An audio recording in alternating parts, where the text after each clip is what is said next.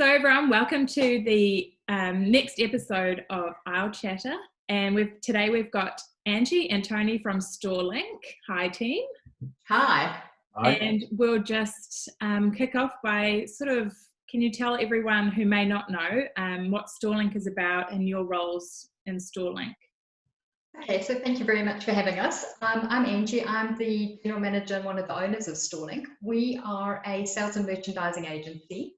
Been around for many, many years, started from very humble beginnings, and I'm very proud today to be one of the largest sales and merchandising agents with a portfolio of clients that we're incredibly proud to have. So brands that you'll know and love like Sanitarium, McCain Foods, Atkins and so on are customers that we look after in terms of sales and merchandising. The business is divided into a couple of areas which work together collaboratively but are run by specialist teams. One of the big parts of the business is our merchandising business unit, which I'm personally responsible for in addition to my role as GM. And then I'll hand over to Tony to talk a little bit about the sales and wholesale business. So hi, I'm Tony. I'm the sales director at Storelink. I take responsibility for the sales and commercial divisions. And on the sales side of our business, really it's about building strategies for our clients to get their brands into retail. So we have a really great team around me. We have a field sales team that primarily call on foodstuffs and might attend.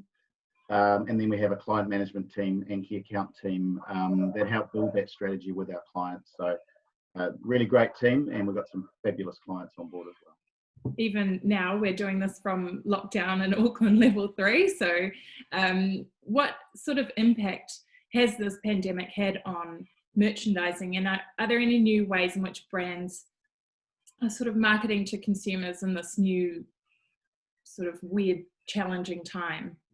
Okay, so in terms of the impact, it's obviously been huge from firstly a health and safety perspective. So, like the rest of the world, we jumped in very quickly to make sure that we were making provisions to ensure that our merchandise team, and we've got a team of over 400 people, were all going to be safe when they went into stores to provide that essential service. I'd really like to acknowledge the FDC, Shop Care, the Business Leaders Health and Safety Forum, and Safe 365 for just jumping in so quickly and collaborating with brands like ourselves. We're sending hundreds of people in to provide that essential service and get stock on shelves in such uncertain times. So for us, I think having an ingrained health and safety culture and then having that collaboration was really fantastic to know that we were looking after our team. We did have a couple of vulnerable team members who weren't able to go out and perform their duties, but even over the pandemic, I'm really proud of the work that our team did. We did about 94% compliance over the worst period of the pandemic, which is phenomenal. A big thing for our team was the appreciation that we got from retailers and from the community. So that's just been absolutely fantastic. When you got all these people going out, there was a lot of panic buying. It did increase the level of risk for people, not only because of the virus, but because of the risk of aggression from consumers, that 2 meters social distancing wasn't often respected. So I'm really, really pleased with the way the team operated. A lot of the way that we got through this is rooted in how Agile business is normally. So we operate in a very fast-moving environment. We are very quick to tailor solutions for customers, and I think that stood us in really good stead as a broker and a sales merchandising partner operating in these really unusual times. Our team generally work non-social hours when they're going into stores to make sure that they're not interfering with consumers who are trying to do their monthly shopping and so on, and we saw an even bigger increase in our team's flexibility to go out and work at unsocial hours over the pandemic. So a really key focus around collaborating and working with our retail partners who, I must say, were fantastic in terms of the ongoing communication to try and make it easy and really clear for people going into stores as things were changing through the different levels. From a financial perspective, this has had a huge impact on our customers, but also on our business. So about 25% of what we do at Storelink is in non-grocery channels. So, financially, that's had a huge blow on our business, but also to our business partners. And then for our customers that are in food services as well as grocery, obviously they saw a huge impact on their food services side of the business. So financially, I think we're going to see the impact of this for a really long time. The Lack of promotional activity was another thing that was really big for us in terms of the way that we operated over this period. And I think we did the right thing in terms of the decisions made by the retailers and suppliers to just focus on getting those essential products on shelf, replenishing them often, creating a sense of real calm in the stores so that consumers knew they were buying fresh stock, and that there was plenty of what they needed. So that changed the way we operated. About 20% of what we do on a monthly basis is special task and promotionally driven. So that was a really big and interesting shift for us. Right. And I think we've just had to stay really, really agile and flexible. So we've amended call cycles and guide times. And I think just going back to the earlier point, because we're an agile business, it's made it relatively easy. So our systems are all web-based. We can move and change things really, really quickly, and we've had to. So working really closely with our customers to get through this really unusual time in the world.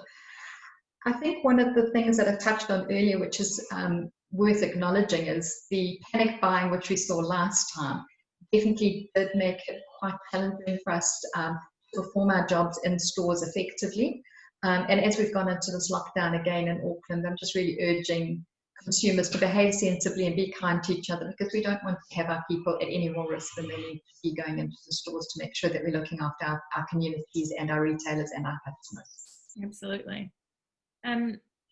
So going into sort of a bit more about your, maybe minus the pandemic, just your usual core business.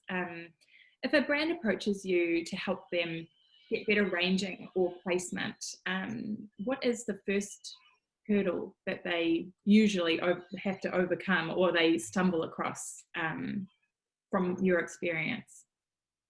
Yeah, look, I'll grab this one there's a couple of perspectives I can share on this one. If I could just go back just a step for a second, though, I will share this sort of new post-COVID economy that's emerged. Oh, yeah.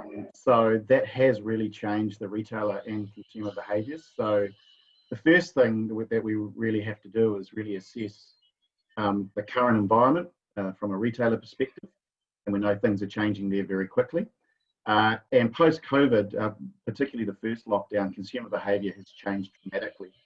And if I can just quote a couple of IRI survey results that they did just after the pandemic, the initial lockdown, 45% of employed Kiwis have been income compromised by COVID, and 28% of Kiwis expect their financial situation to worsen in the next 12 months.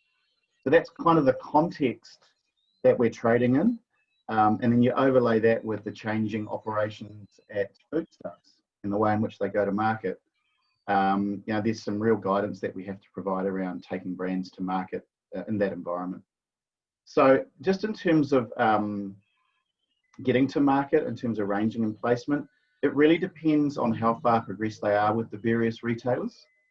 So the first point that we have to get around is where are they at in terms of their negotiations? And if they're just kicking off their negotiations, we can provide some really good advice as to how to deal with those. So look, if it's a new brand, then we need to assess the value proposition, things like unique selling points and features and benefits, who is the target consumer, and then decide on the correct brand positioning before even approaching a retailer. And if it's an existing brand, we really need to sit down and assess the current situation, which stores they're in, what's their current positioning, what's their current rate of sale, and then based on all of that information, build a really strong go-to-market plan in the context of this new sort of COVID economy that we're all trading in. With, I guess, packaging is a really hot topic, as well as the pandemic.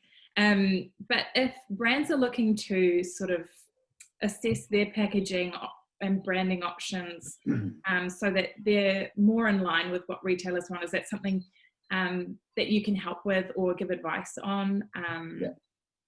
Yeah, we do. We've given advice to many of our clients around packaging. And really there are three key parts to the packaging conversation. So the first and probably most important part is to be consumer-led.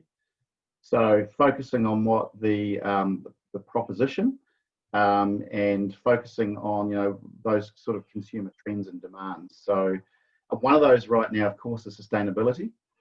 So making sure, and that's really important for the retailers too. So centralising your packaging around sustainability, the proposition, and around consumers is really important. And probably the last part is around pack size and pricing. And I go back to the post-lockdown economy.